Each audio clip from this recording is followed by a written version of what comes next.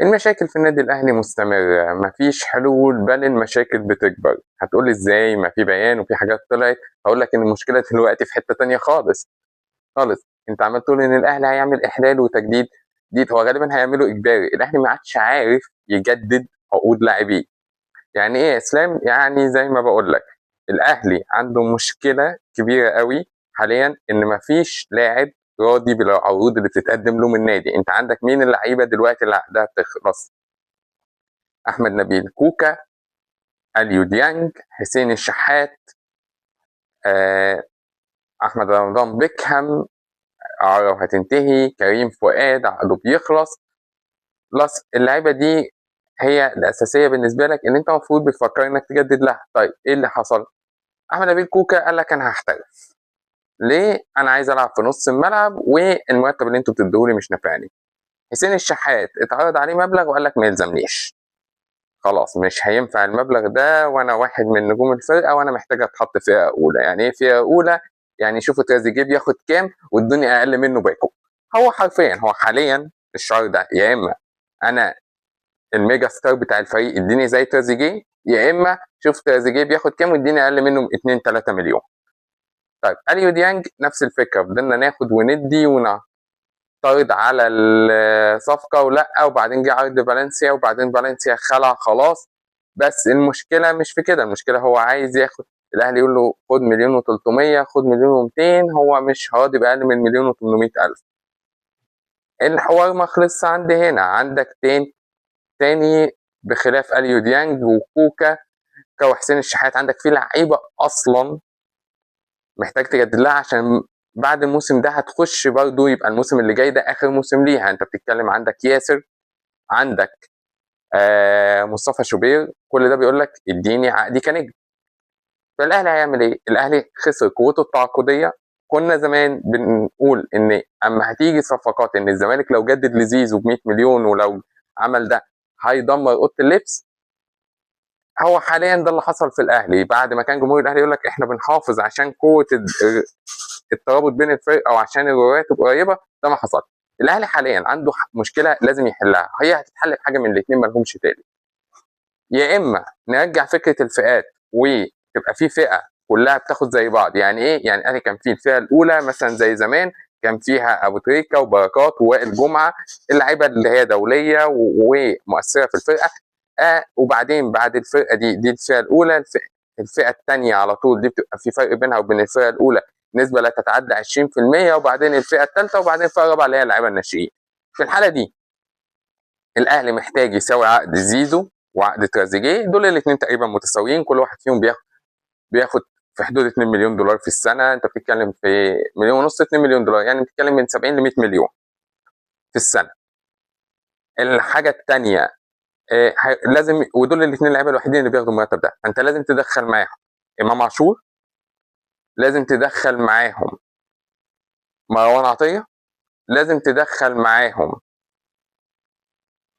آه مين تاني، الشناوي لو مكمل وهو تقريبا داخل فيها اصلا، او وهتوقف على كده. يعني الفئه دي تحديدا لازم يبقى فيها امام وتريزيجيه وزيزو والشناوي، لان دول اكبر نجوم وكباتن الفرقه كمان. فدول الاربعه الاكثر تاثيرا. طيب دول هنتفق يا سيدي ان هم ان كيس بياخدوا 150 مليون في السنه، فهتيجي بياخدوا 70 مليون في السنه، من 70 ل 100 قول 70 مليون في السنه. هتيجي الفئه اللي بعديها على طول، دي هتضم مين؟ هتضم مروان عطيه وهتضم حسين الشحات وهتضم. انا كده انا سايب المحترفين، يعني المحترفين ده دايما حسابهم على جنب جنب. حسين الشحات هتضم مصطفى شوبير، هتضم ياسر ابراهيم، هتضم محمد هاني. دي الفئه دي هتبدا تاخد الفئه الثانيه. الفئه الثانيه مع الفئه الاولى المفروض ما بتفرقش كتير، هي يا دوبك لو ده مثلا بياخد 70 فانت بتتكلم ان ده هياخد 60 يوم ما يقل عنه او ياخد 55. انما احنا عارفين ان في فئه في الاهلي دلوقتي بتاخد 70 او 100 مليون، واقرب فئه ليها بتاخد 30. يعني يعني لو يا اما بتاخد 30% يا اما بتاخد 45% من قيمه الفئه الاولى. فده مستحيل، وهي مش فئه، هم اتنين لعيبه. وده هيبرر لك قوي ليه لعيبه الاهلي ما عندهاش نفس تجري وما عندهاش نفس تلعب وما بتلعبش، او بتلعب لنفسها، بتلعب عشان تبقى هي النجم. وبعدين هتيجي الفئه اللي بعدها بقى انها هتضم ياسين مرعي وشكري وباقي وكوكا والناس دي هتبقى الفئه الثالثه، هتبقى من 40 ل 50 مليون بحسب نسبه المشاركه. والفئه الاخيره اللي هتضم اللعيبه اللي لسه طالعه من 15 ل 20 مليون. هي دي تقسيمه اللي الاهلي محتاج يعملها، اللي هتنقذ الموسم بتاعه.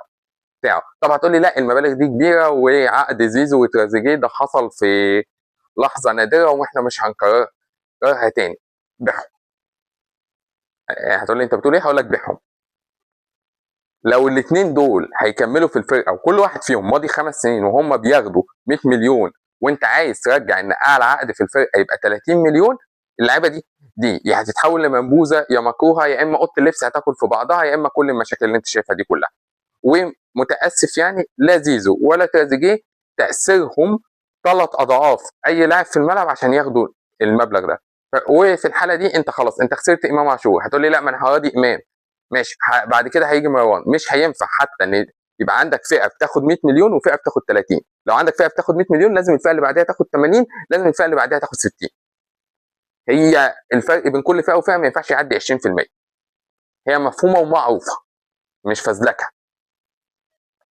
هتقول لي في اوروبا، هقول لك في اوروبا غير. في اوروبا حضرتك انت بتجيب كريستيانو رونالدو ولا مبابي بتديله ال 100 مليون وتديله ال 60 مليون وتديله 400,000 استرليني في الاسبوع و600,000 استرليني في الاسبوع، عشان في حاجه اسمها بيع قمصان. ده ما عندكش، بيجيب المبالغ دي. عندك استخدام الصور الدعائيه، بتجيب المبالغ دي.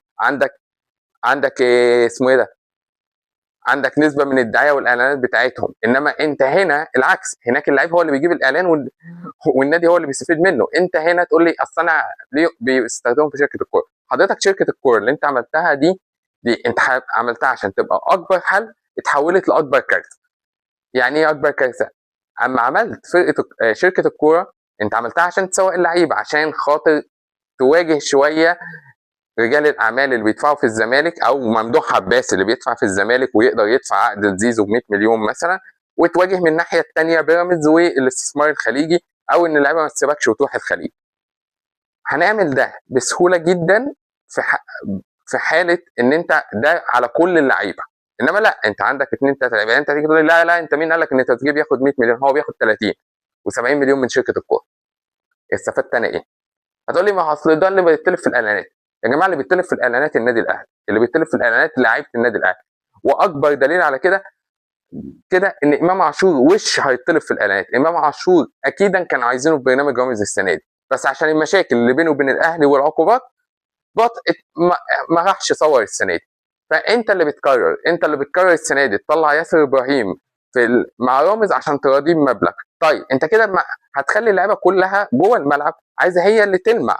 كل لعيب هيلعب لنفسه عشان يبقى النجم، عشان يطلب في البرامج والاعلانات، فشركه الكوره تجيب له عقد الاعلان.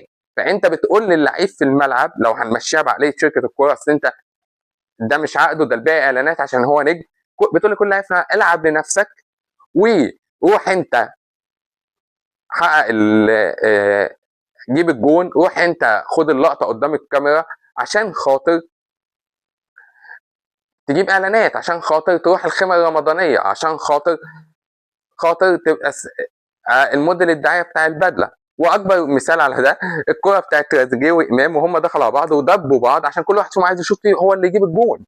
ما هو انت بترسخ لكل فريق وكل لاعب فكره ان لا خلص انت وانت النجم بنفسك، فده مش هينفع. فشركه الكوره لو هتكمل كده فبلاها، مش ده الحل خالص للعقود. كل لاعب عادي يبقى وهو بيمضي معاه عقد اعلانات بمبلغ كذا واحنا هنجيبه لك، انما مالكش علاقه بقى، انما مش هتبقى نجم اكتر، هتجيب اعلانات اكتر. وفيها جزء انضباط، يعني مش معقول عشان شركه الكوره ماضيه حفلات بنطلع اللعيبه من المعسكر تروح تحضرها، مش نطلع اللعيبه من المعسكر تروح تحضر خيام رمضانيه، تطلع اللعيبه من المعسكر تروح تحضر بروباجندا لحاجه معينه. ده مش الاهلي ومش هينفع يكمل كده.